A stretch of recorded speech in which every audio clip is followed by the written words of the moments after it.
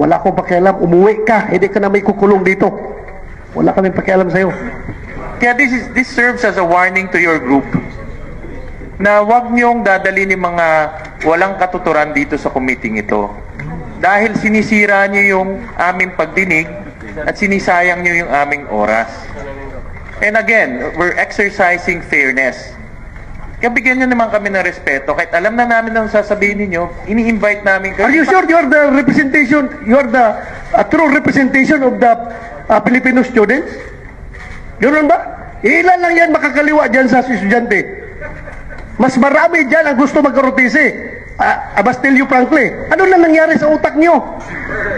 Ha? Ang layo naman. Ganun na pala. Kaya dapat pala talaga ibalik ang rotisi para madisiplina kayo mga estudyante na kayo. Ha? Thank you. Mr. And siguro kung mahirapan tayo na i-uphold yung ganito, such as law enforcement and rights awareness, magkakatalo na lang kung amongst the ranks of our public officials ay hindi po nag-a-agree doon. Lalo na if we have a senator who will say na okay lang na makalaya at may second chance yung isang rapist na mayor, habang yung mga mahihirap ay madaling tokhangin na lamang. Yun lang, maraming salamat. Mr. Yes, Chair, can I react? of course, of course. Ang layo naman ng sinasabi mo, Mr. Kasama ba yan dito sa hearing yung comment ko na yon? Ang layo naman. That's an affront to... We want human rights as part of the curriculum of Please, NSP. layo naman nun. let Senator Bato finish. Ang layo naman nung... Bakit ka nagkaganon? Ano na nangyari sa utak niyo? Ha? Ang layo naman. We can send you a copy of Ha? our position paper. Ang layo. At saka, I take offense on your what you said na yung ROTC is a misrepresentation of nationalism. Anong tingin mo sa amin? Anong tingin mo sa Ganun ka na mag-judge sa amin? Dinadjudge mo kami na ganun? Ha? Are you sure you're the representation, you're the true representation of the Filipino students? Ganoon ba? Ilan lang yan makakaliwa dyan sa estudyante? Mas marami dyan ang gusto magkarotisi. I must tell you frankly. Bakit ka? Ang layo ng issue mo. Just to personalin ako? Napakalayo. Dapat matuto. Kung may ROTC, dapat ikaw na estudyante ka, matuto ka, magrespeto. Kahit sa isang senador man lang na andito sa hearing na ito. Huwag mong tirahin sa ibang issue na hindi kasama dito. Ha? Huwag mong... Honorable Chair, I would like to respond dun sa point na marami daw na gusto mag-ROTC. Mr. Manuel, let me recognize you first before you talk. And let Senator Bato finish. Ikaw, kung Pilipino ka, do you love your country? You answer me.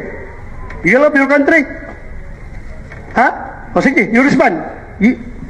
Of course, students love our country and we have different ways to show Okay, we love you our love your country.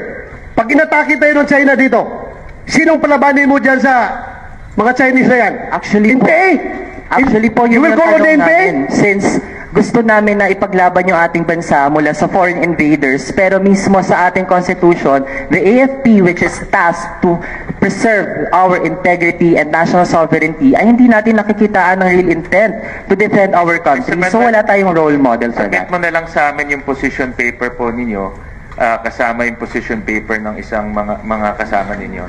Ito, it really represents the students. Ganyan na talaga ang state ng mind ng mga estudyante ngayon na dapat baguhin natin. Mali po yun. Ako, if naniwala ka sa akin, mas matanda ako sa'yo. Mali yung sinasabi mo. Gusto mo lang akong tirahin sa ibang issue na hindi naman natin titakin dito. Now, since, Mr. Chair, since sinabi naman lang itong ating resource person about nung kay Sanchez case, alam nyo, gusto lang ninyo talaga akong sirain, kaya kinukuha niyo yung sinasabi ko na gusto niya akong butasan. Did you know na ako mismo gusto kong bitayin yung Sanchez na yan? Ha? I am for death penalty. Kung may death penalty noon, dapat nabitayin na yung Sanchez na yan. Pero, kayo naman, ayaw naman yung death penalty. Ngayon, bigyan na second chance dahil na-reform na yung tao, according to the competition, eligible siya for For pardon, ayaw na naman nyo. Saan kayo po? Saan na kami pupunta? Anong klaseng pag-iisip na? Saan kami pupunta? Gusto ko death penalty, ayaw nyo. Ngayon, i-release yan dahil walang death penalty. Titirahin na naman nyo ako. Ako bang gumawa ng batas na yan? Eligible siya by operation of law. Dahil sinabi ng batas. Ganon. Respetuhin natin. May batas na ganon. Pero hindi ko kagustuhan yan. Kung akong gusto mo samahan mo ako, bitayin natin yan? Ha? Kasi lang talaga, that goes to show kung ikaw ang representation ng estudyante ngayon, ganun na pala. Ang estudyante ngayon, kawalang disiplina. Kahit ang senador, kayang tirahin sa walang non-relevant issue dito sa ganitong forum. Ganun na pala. Kaya dapat pala talaga ibalik ang ROTC para madisiplina kayo mga estudyante na kayo. Ha? Thank you, Mr. Chair. Thank you, Senator Bato. Mr. Chair, I'd like to seek apology for... And let me remind Mr. Manuel, NUSP, and the rest of the groups that we invite in this committee. We invite you for the sake of fairness. Alam ko naman kung anong sasabihin ninyo eh. No, this is your third time to be part of this hearing. And alam ko na kung sasabihin niyo. Pero binibigyan namin kayo oportunidad magsalita para marinig kayo ng mga bagong senador natin. Pero ano namang kinalaman ni Sanchez sa ROTC? Ano namang kinalaman?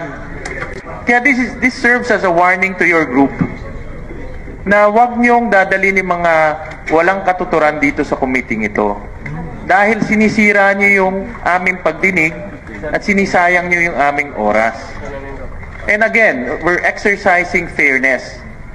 Kaya bigyan nyo naman kami ng respeto. Kahit alam na namin ang sasabihin ninyo, ini-invite namin kayo. In fact, we invited all of your colleagues. So, last na ito, and next time we invite you, if ever we invite you, stick to the topic. And this serves as our warning. Again, I'm directing the committee secretary to strike off all of the comments that are not germane to the topic of ROTC. Mr. Chair, gusto ko lang malaman nila na baka mamaya